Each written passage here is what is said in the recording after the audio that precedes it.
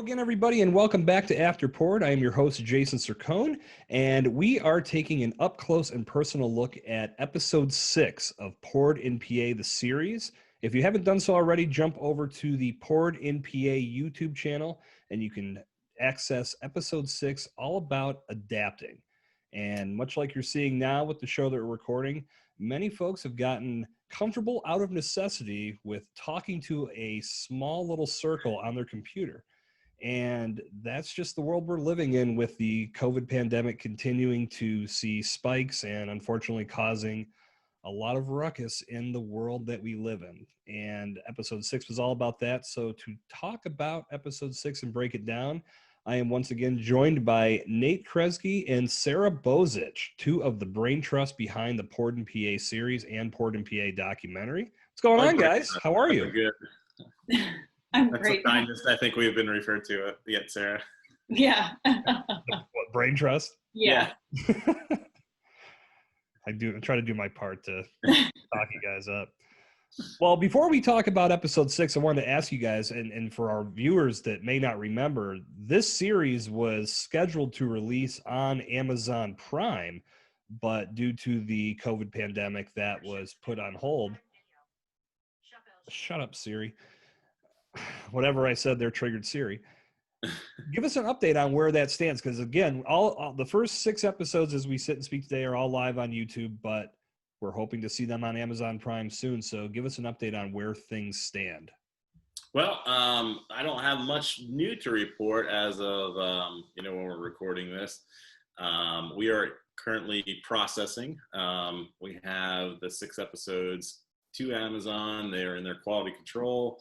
When we go to their little dashboard, we can see that, yes, indeed, they are being worked on, but we don't have a good date on when that will be released. So I'm looking back on things. I'm very happy that we went with YouTube, because had we waited, we'd still be sitting here twiddling our thumbs waiting for these episodes to be released out to the world, and especially with episodes like episode 6, and you'll see coming up here future episodes. Some of this is a little bit more timely, and we want to get this out there as fast as we can. So they'll still line up on Amazon at some point here, for those of you waiting for Amazon, but until then, watch on YouTube. I don't know.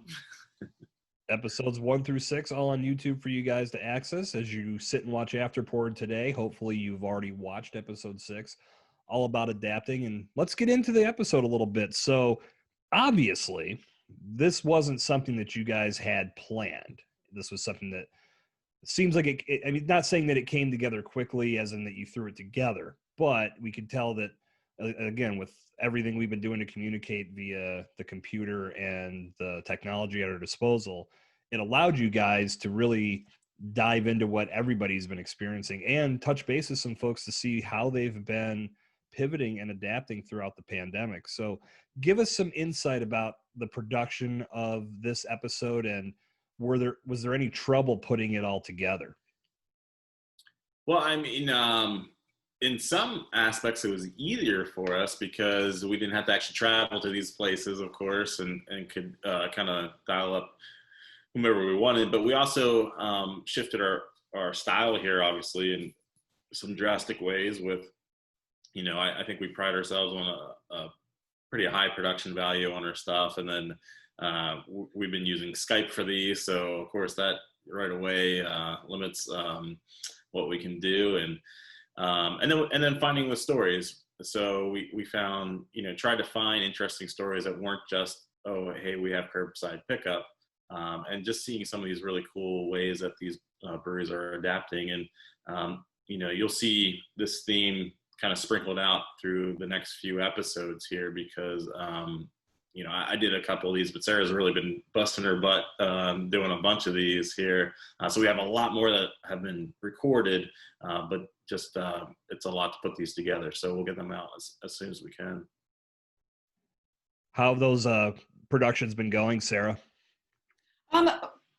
Overall, great. People, like you said, have gotten a lot more comfortable in front, talking to their computer. So I think it is in some ways a lot less intimidating than having, 2 or 3 cameras pointed at you and all of these lights and equipment. which can sometimes be a little bit intimidating to someone who isn't used to being on camera. So having subjects who are simply, getting on another Zoom call, I think I was actually pleasantly surprised how comfortable people were talking. They weren't all, some were people that I had met and known before, but some were, someone I was meeting for the first time. And there was definitely an ease in being able to, talk a little bit about themselves and then dive into what we really wanted to talk about. There were some technical issues, but my computer can't handle it.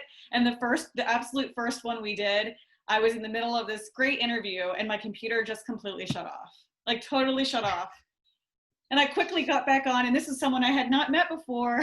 And so I called him back and we were able to work that out. But, these little technological issues, we've been able to, one time Skype updated and then I couldn't do the interview, wouldn't record.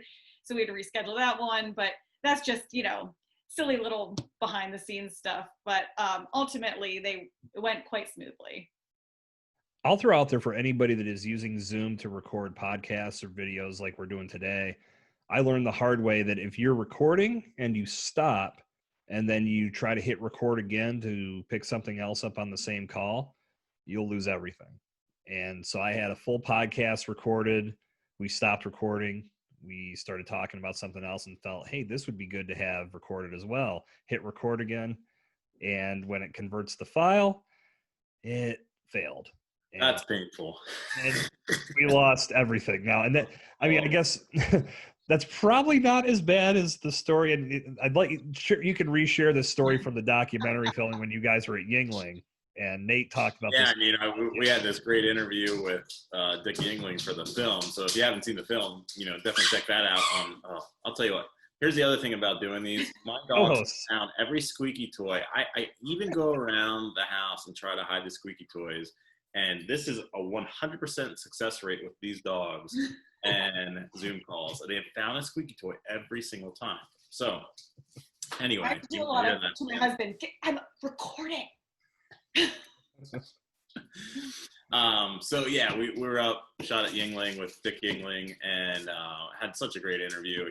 He couldn't have been nicer to us. And we get back, and I go to check camera, and the guys are looking at the footage, and they get all the cards out of the cameras, and they call me up and said, "Did your camera not record, or did you switch cards or something like that?" And I said, "No. There's nothing on your card for his interview." I'm like, "You got to be kidding me! This is the only time in 15 plus years here that this has happened." And of course, it's our great interview with Dick Yuengling. So I called up Sarah and I said, you gave her the wonderful job of contacting them, letting them know what happened. And how about Sarah? They couldn't have been nicer about it. And they said, "Yeah, come on back." And so we went back. And if you've ever been to Yuengling, it's these gigantic doors to the visitor center. You kind of feel like you're going to visit the Wizard of Oz there. And door opens and there's Dick, and I tail between my legs, and I'm really sorry about this, and thank you so much for having us again. He's like, "No, thank you for coming back," and then gave us another great interview. So didn't he make a comment in the end in your outtakes? Wasn't that something about you guys getting it? Wasn't that what that referred to? Yeah, and the bloopers, if you've seen the film, there's bloopers at the end credits, and you see Dick Yuengling go, "Do you want to do it again?" And that's what that's in reference to. Yeah, typically now that I know that story and I've heard it, anytime I have a technical issue, I usually think about that and say it's not that bad. But it's cool that you guys are able to go back and do that again. Yeah. So have you had an opportunity to follow up with any of the breweries that are featured in episode 6, like Workhorse and Haymere, about what things have been like since Pennsylvania went green? I haven't with Workhorse, but definitely Brooks, Haymere. I think I always mispronounce his name. Sarah always corrects me. I thought it was Haymauer, and I swear I asked Brooks. All three of us have said it different. I just want to point that out. I thought he said Haymauer. I don't know. So anyway, this is the unprofessional portion of After Port. Everybody, welcome. Isn't that what this is supposed to be? The behind the scenes. Behind the scenes. So I actually, I've bought beer from Brooks a couple times since then, and it's been a little slow for him. But now that we're in the green here, he's been able to at least have people outside. So he's had people sit outside his place. And then I ran into him yesterday. I was actually at Evergreen Brewing for lunch, and Brooks and his wife came in, and I said, "Hey, how are you doing?" He's like, "I have a day off." So like he is busy, and he's like, I'm enjoying my day off. So it was kind of cool to see him out and about. Nice. What events did you guys participate in for the virtual Harrisburg Beer Week? We did a virtual Battle of the Homebrewers, which largely attracted homebrewers. And then we did a virtual Little Big Beer Fest. And Brooks is actually on both of those calls, which was really cool of him. Awesome. They both went pretty well. It was really nice as a organizer to have the chance to actually talk to people who attend the events. Usually we don't get that much of an opportunity to do that because we're busy, running the show. And so that was really nice to hear from people and just talk about what people were enjoying, drinking, missing, what they wish they were doing. It's nice that an alternative was offered. Of course, it's not what everybody would ideally want, but it's very cool to see people step up like you guys and offer something for everybody. Yeah. When we were trying to think of, story ideas here, and obviously we had covered Harrisburg Beer Week in a previous episode, it might feel a little bit like cheating since we have Sarah on the team and she also runs Harrisburg Beer Week. But I thought it was an interesting look at seeing what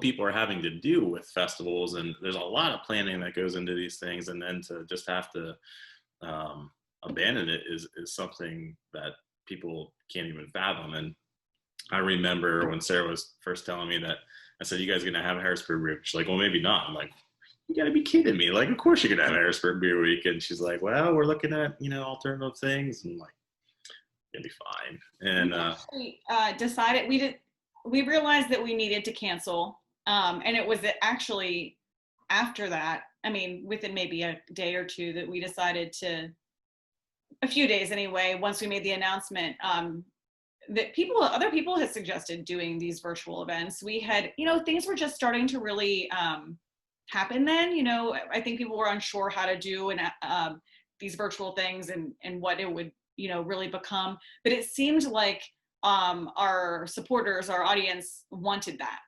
And so we felt then it was important to have something, in place of it. So both of those actually occurred on the days they would have occurred in person at the time, although shortened. Well, you guys can learn all about this and much more in episode 6 of Poured in PA, the series, available now on the Poured in Pennsylvania YouTube channel. And as we learned at the top of the show, soon, at some point, on Amazon Prime. We'll let you know when that happens. Stick around. We'll be right back for more here on After Poured, and we'll be joined by Dr. Alison Feeney. Stay right where you're at.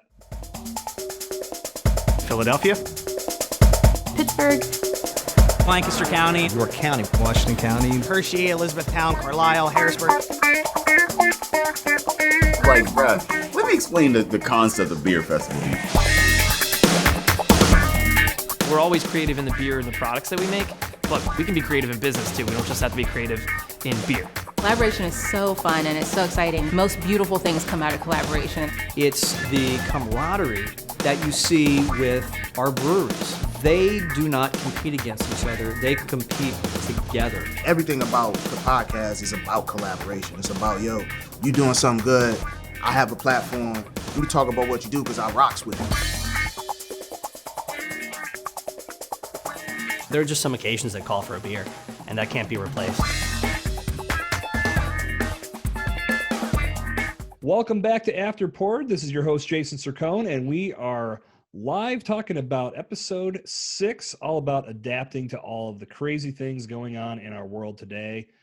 I am once again joined by Nate and Sarah, and joining us for segment 2 is Dr. Alison Feeney. What's up, Alison? How you doing? Thanks for having me. Good. I'm extremely jealous because you are coming to us from a boat, and I am not on a boat. So you are getting to enjoy. We were having thunderstorms. Otherwise, I'd be doing this outside. Well, you know what? I'm actually happy about that because seeing you outside would have probably made me even more jealous. Welcome to After Poured. For those that haven't checked out episode 6, you can see everything that Alison is up to over at Shippensburg University. And you guys shot that segment well before the COVID-19 outbreak. And we talked about that in our first segment. But we want to talk to you a little bit about everything that's going on in your world, Alison. Tell us, like I said, we learned in episode 6 that you love traveling to new breweries. And that said, what have you been doing throughout the pandemic since everybody's tap rooms have been closed down? Yeah, well, again, I mean, I really feel for all the small businesses in PA in general, but I have really used it as a time to take advantage to reach out to other people. I think opportunities like this where you can have live conferences. I've joined a virtual beer garden where I now have some, really good friends all over the world. And it's been really fun to see what brewers are doing in other places, other countries. And I've sort of taken advantage of, what we're kind of stuck with by using it to my advantage and, network more, meet more people. And it's something, we don't ever slow down enough and just sit and chat. So I've kind of enjoyed it a little. What are some of the things that you've learned in that outreach?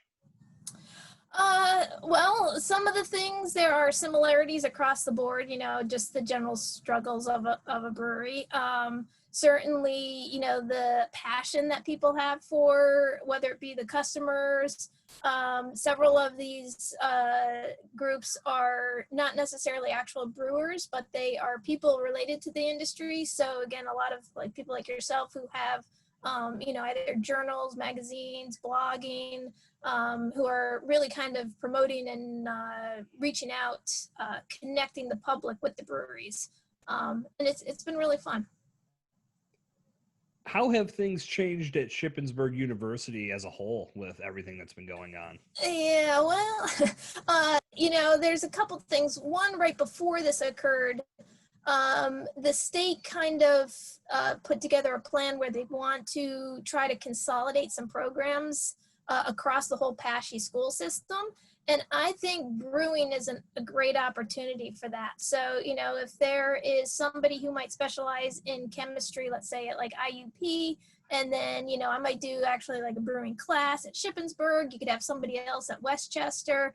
We could have a variety of different courses, and then students could take all those and then be able to go back to their hometowns and, actually get some experience with a brewery, maybe at an internship or some sort of shadowing type of action. So that was what was in the works prior to COVID and everything shutting down. Since then, there hasn't, most of people and administrators are really just trying to hold everything together. So one of the things that we did do was we've been having these short courses, and in February, I know in the episode of Port and PA, there is coverage of the Focus on Flavor course, but we did a course on water chemistry, and that was really interesting in February. It's pretty fun. That was just a one-day course. Alison, do you know what classes are going to look like in the fall yet? Have they determined that? They have given us a plan, and then within 2 days they give us another plan. So they, they are really trying hard to get us back face to face, to be able to give students that interaction, that one-on-one experience kind of thing. They are trying to figure out, how do you socially distance students? How do you clean classrooms in between, so they're trying to really reschedule all the practical applications of how you actually get that many students in and out safely, and dining halls, residential halls, all those kind of things. So they're trying their best. It's the balance between wishful thinking and maybe practical. So I'm not too sure if college students are going to socially distance themselves. Yeah, I don't know how you mandate some of that. No matter what they do in the classroom, they're going to be spreading germs elsewhere. So. Well, I mean, we're seeing adults that can't even handle it. I can't even imagine what it's going to be like in a college setting, because we know how responsible college students are. Right. I always followed the rules when I was in college. Yeah. Exactly. Well, a question I wanted to throw out to everybody is, I mean, as we sit and record today, I am in an area where I am not allowed to go have a beer at a bar anymore. Thank you very much to folks that won't wear masks, and we don't need to talk about that. But Pennsylvania, for the most part, is into green phases. Have you guys been out and about and checking out some breweries? What are some places you visited since Pennsylvania went green? Well, our team's been on the road doing different video shoots. So we were actually just in Allegheny County, and I feel fortunate that we did get to visit a few stops there before that was ended.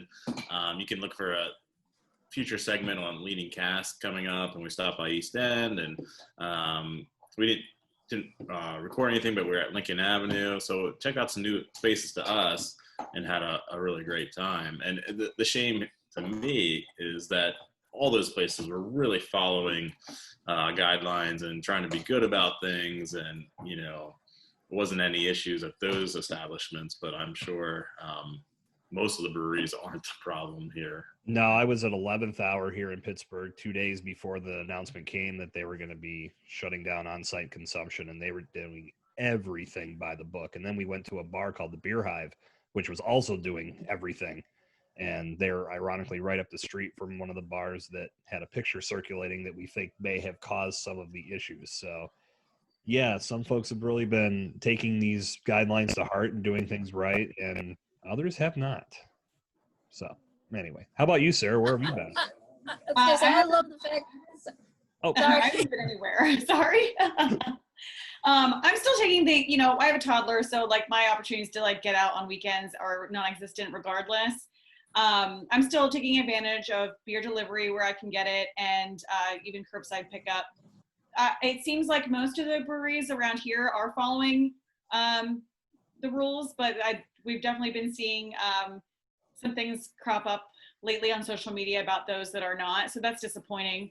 And I'm hoping that is righted and changed soon, so we don't end up where you guys are. Yeah, for sure. I was to say, I really love the fact that a lot of these breweries are able to do curbside and outside seating. And I just hope that a lot of towns allow them to keep that up afterwards. I don't know. I think a lot of these places are temporarily letting them have outdoor seating, and it really provides a very nice community atmosphere kind of thing. And yeah, from what I've seen, and I really haven't ventured out too much. I've really tried to stay home still. But the few that I have gone to, everybody has been following guidelines and things like that. So that part, has been good. But again, I think it's not the small breweries, I think, that are causing some of the, reconsidering shutdowns. Yeah, there's definitely a lot to consider, and it is nice and refreshing to see many of the places doing things the right way, and hopefully that's a trend that continues, because I, for one, really enjoyed being out and would like to get back out there as well. So we'll see how things progress. So before we wrap up, Allison, tell us a little bit about your book. I know we learned some in episode 6, but give us some updates on things, or how things are going with the continued sales of the book. Are you working on a sequel? What's going on with, for the love of beer? I don't know. Every now and then I say I'm never going to write again. But then something occurs and I'm like, yeah, this is so good, I got to share it with people. So the format of that sharing I haven't quite figured out yet. But no, when I wrote the book, I really, there's so many topics around beer and the breweries that I just love. Everything. It's not actually the beverage, it's the culture that surrounds it. So again, the people that are working, the history, the stories, that interaction you get when you talk with people. And so, yeah, that's really what the book is, sort of celebrates Pennsylvania and all those sort of great cultural aspects that we have. So, but then obviously within each chapter, I highlight different, places to hopefully encourage people to go and travel. But, and I'm sure you encountered, much like Nate and Sarah did with the production of Poured in PA, that as the book went out and got published and was being purchased, more and more breweries were coming along. It was the same with the production of the film. by the time it was ready to release, there were so many new breweries that were part of the scene. It's true. And Keep up. yeah, it is. And that's what the book wasn't intended to cover every brewery, because obviously they're just growing so fast. But even if a brewery isn't covered in it, somebody could appreciate, oh, well, this tells this story, or this has this history, and can relate it to the different chapters, which is kind of nice. Alison, after visiting so many breweries, do you appreciate them differently now? Like when you go to a new place, a new to you place for the first time, is the experience different than it used to be? Yes, several reasons. In some cases, some people know me now. And so they do treat me a little differently than when you go in as a new customer and they don't know you, and, that kind of thing. So that part, is kind of fun, because I do find these brewers, they're so friendly, and I really enjoy their company. So it's kind of like, getting together with a good friend when you get to go, actually see their place and see what they're making and all that kind of stuff. So I do like that.